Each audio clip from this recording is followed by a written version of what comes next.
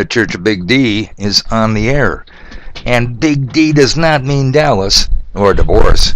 And damn sure doesn't mean demonic.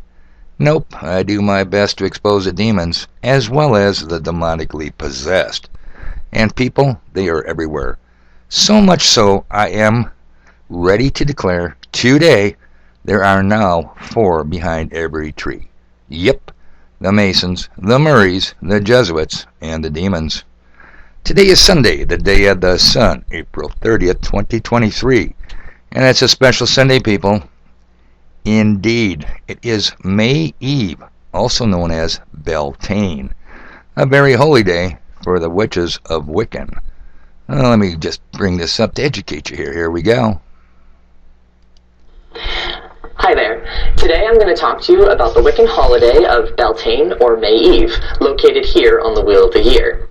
So, Beltane marks the halfway point between the spring equinox and the summer solstice, and it's really a celebration all about the fertility and abundance of nature. And the most common practice that's used to celebrate Beltane is actually one that some people are still familiar with, and it's dancing around a maypole. So, the maypole is meant to represent this fertility of nature, and the idea is that as you dance around the maypole with your ribbons, it's meant to symbolize the union of the god and the goddess. And this union of the god and the goddess is what brings about all life for spring. So really, Beltane is kind of, like I said, the halfway point between spring and summer, and it's basically the celebration of the continuing abundance of nature. Well, did you get all that? Well, let me briefly translate what you just heard from a person that I'm clueless about their preferred pronouns. You put a huge, hard, erect Johnson in the middle of an open field, attach a bunch of streamers that certainly look like the tails of swimming sperm cells, and then a bunch of virgin women grab a streamer and do a fertility dance, looking to get bread. Now, how cool is that? The 501c3 churchgoers just had their holy day, their fertility day, yep, Easter a few weeks ago. And in the name of diversity and inclusion, you can't begrudge the witches for their day now, can ya? I didn't think you would. Now you gotta play fair. Next up, for your listening pleasure, I'll bring this up for you here, people. We have a solo sung by, hey, can I say this without sounding like my mailman? Who was very pretty and much younger than me. No, I wasn't talking about my mailman being pretty. No, don't get me wrong there. And speaking of my mailman, he turned a big 6-0 yesterday. I doubt we'll be seeing him standing in a field today, if you know what I mean. So take it away, kid.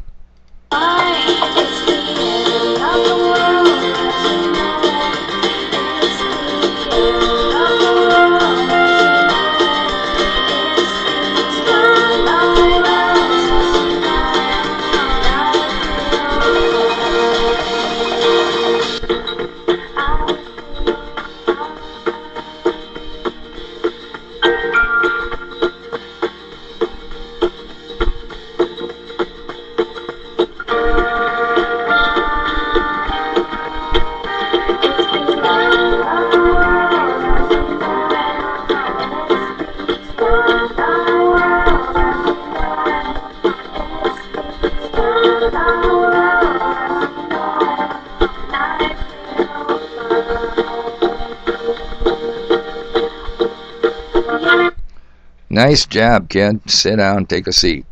It's the end of the world as we know it, and I feel fine. How about you? We also have a special guest sermonette delivered by a pastor you all know quite well. Well, let me bring that one up for you. I don't even have to mention this guy's name. I think you already know it.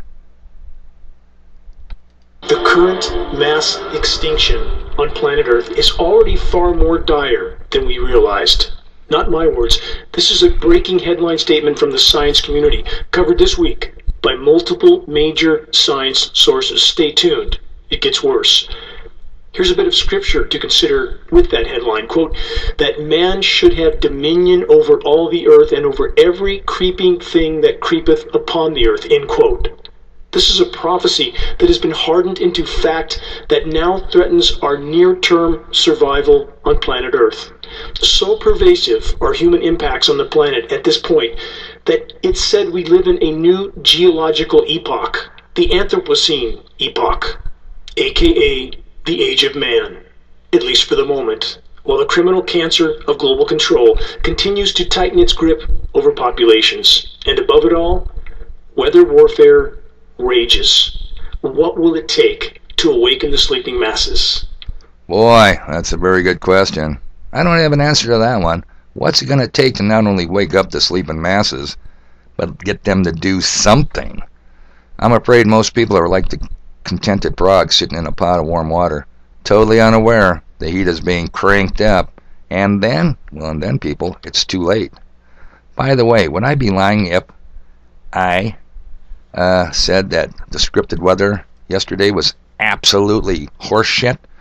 The wind was brutal. Yes, they controlled the wind also. Wind, by the way, you bottom feeders rubbernecking, is a weather condition.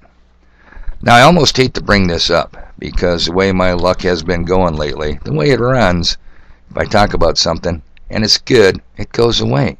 If it's bad, it happens. I kid you not, people. That's my luck.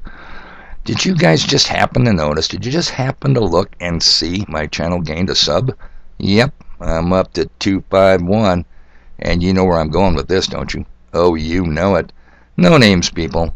Let's just say he no longer works for Fake Fox News, and he's back. Finally, this channel's naughty little girl, TC, thought it might be fun to do a podcast live from the bottom feeder pit.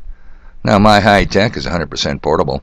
It could be done quite easily, but I might have to hire bodyguards.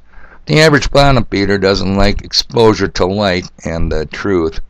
So what do you guys think? You think it's a good idea? Because I'm going to tell you what I think.